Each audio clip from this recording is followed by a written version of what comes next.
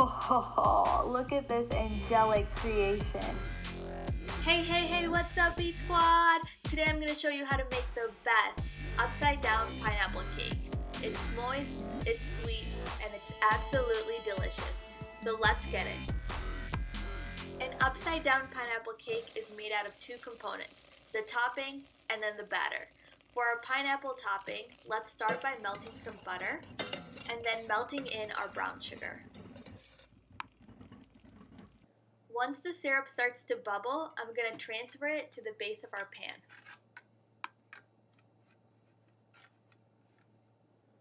On top of our brown sugar syrup, I'm going to add in our pineapple slices and evenly and decoratively place our cherries.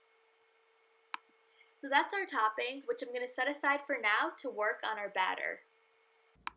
For our batter, I'm going to start with our flour. I'm using cake flour here, which is going to give our cake a nice crumb, but all-purpose flour works just as well. To this, I'm going to add in a little bit of baking powder, baking soda, and some salt. Give our dry ingredients here a quick whisk so it's well incorporated. For our wet ingredients, I'm going to start by creaming some butter with our sugar.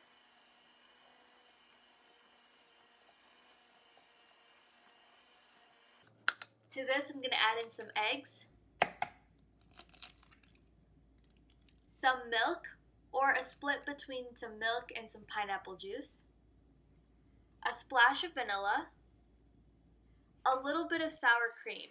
The sour cream is what's going to make our cake really moist. If you want the exact measurements, check out the description box below. I'll write out a full-length recipe so you can make it at home. And while you're down there, make sure you hit that like and subscribe button so you can keep seeing more delicious recipes to make at home.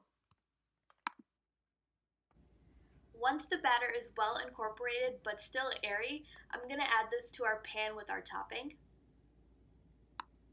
Let it rest for about 10 minutes so the cake batter has a chance to settle, and into the oven it goes at 350 for about 40 minutes.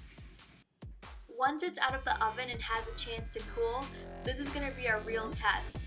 We're just going to flip this over. There we go.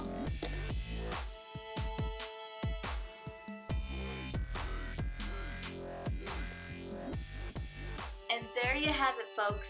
Delicious upside down pineapple cake. Cheers.